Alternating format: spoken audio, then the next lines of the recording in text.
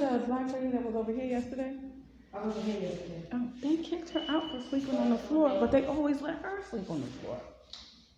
That's some racism right there. That is some straight up racism and not right.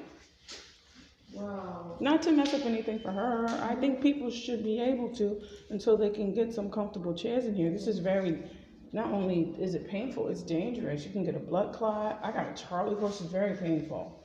So I don't want to mess that up for her. I'm saying that lady, she was sleeping right here yesterday, and they made a big deal, and we called the police and all this stuff and kicked her out on the street in the middle of the night. Wow. Why is it one way for certain people and another way for other people in this place?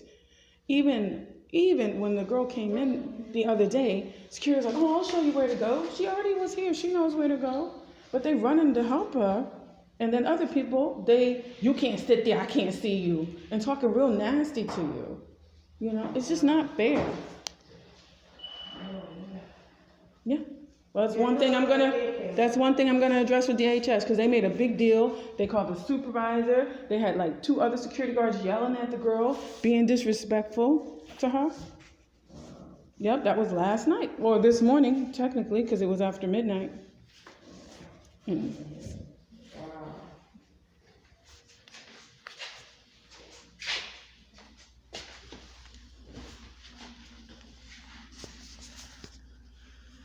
Oh my God, the racism in this place is rampant.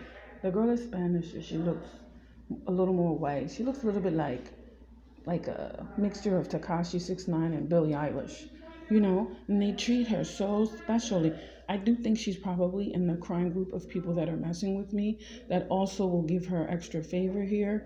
But they kicked out the other lady, which I have on video. That lady was quiet the whole time. When she was leaving, she was like, F you all, and all this stuff, because she was upset because we've been here for almost 6 days now, 5 or 6 days, and we've seen how they change the rules every 5 minutes. You can't have 2 chairs. You can only have 1 chair.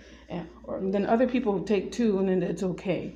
Or you can't sleep on the floor, but certain people, they wake you up, the person up, and say, oh, you can't sleep on the floor. They just turn over and go back to sleep, and they don't bother them. But then on that lady yesterday, oh my God, they made such a big deal out of it and put her out on the street. But this girl right here can stay on the floor. And this is why, one of the reasons why I know that my stalker is involved with this place.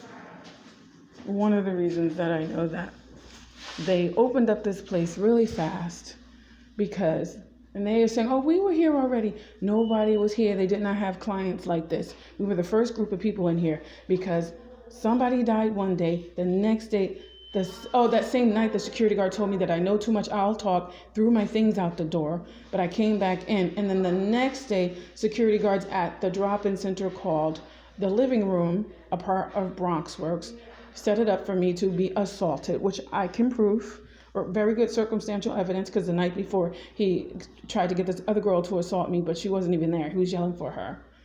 Where's Raquel? Raquel will beat your ass. And all this stuff. I'm like, no, she won't. Like, whatever. So, like, why are you talking to me like that? I never raised my voice. He called me every name in the book. Okay? And I'm here because of that. Because I complained about him. And so then they set it up so where I can get assaulted so that they can say they brought me here for a safety transfer. I said, no, you didn't. Because otherwise, you would have brought me here one of the other 5 times I've been assaulted here. And you didn't give the police the video, and you tried to downplay everything. You couldn't get away with it this time. And at the drop-in center called the living room, people are dying there every week. People were saying they had coronavirus, and they yelled at them and said, shut up, don't tell anybody that. Go upstairs or go to your room or whatever. That's how they talk to you, which I also have evidence of. They yelled at me and told me, do not say you have coronavirus, when I said, I'm really sick. I think that's what I have. So that's a whole nother story. But we're here because of that. And then they mistreat other people here and have more favor on people who look a certain way. It's very, very racist here.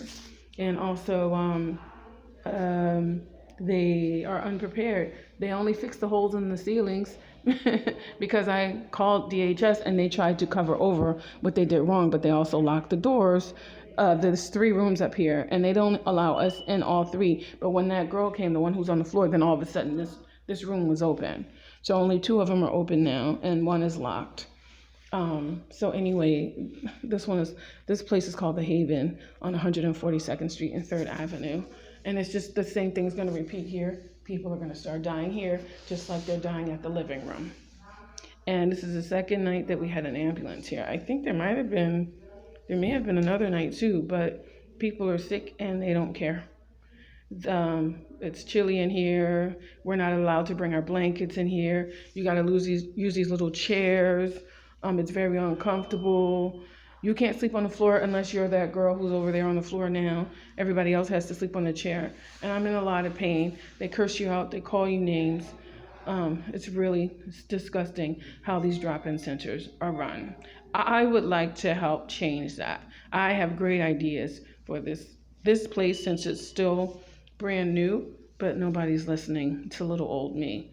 Even though I'm awesome at interior design. And I'm only in this situation because I have a stalker, not because I'm not a capable person.